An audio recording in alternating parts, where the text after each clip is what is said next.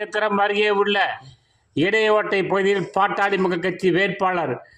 திலகபாமாவை ஆதரித்து பாரதிய ஜனதா உள்ளிட்ட கூட்டணி கட்சியினர் வாக்கு சேகரித்தனர். வெள்ளிக்கிழமை 8 மணி அளவில் திண்டுக்கல் மக்களவை தொகுதி தேசிய ஜனநாயக கூட்டணியின் பாட்டாளி மக்கள் கட்சி வேட்பாளர் திலகபாமாவை ஆதரித்து ஒட்டஞ்சத்திரம் அருகே உள்ள இடையகோட்டை புலியூர்வத்தம் ஊராட்சியில் பாரதிய ஜனதா கட்சி ஒட்டஞ்சத்திரம் கிழக்கு ஒன்றிய தலைவர் ருத்ரமூர்த்தி தலைமையில் ஒன்றிய பொதுச் செயலாளர் கருப்புசாமி, வளையப்பட்டி ஊராட்சி மன்ற தலைவர் மகேந்திரன், சுற்றுச்சூழல் பிரிவு மாவட்ட செயலர் குமரேசன், ஒன்றிய துணைத் தலைவர் கோவிந்தராஜ்,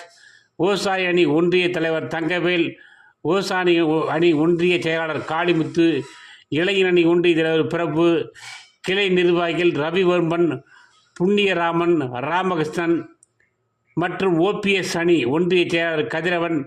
அம்மா மக்கள் முன்னேற்ற கழக ஒன்றிய அவைத்தலைவர் கருப்புசாமி, சிறுபான்மை பிரிவு அணி செயலாளர்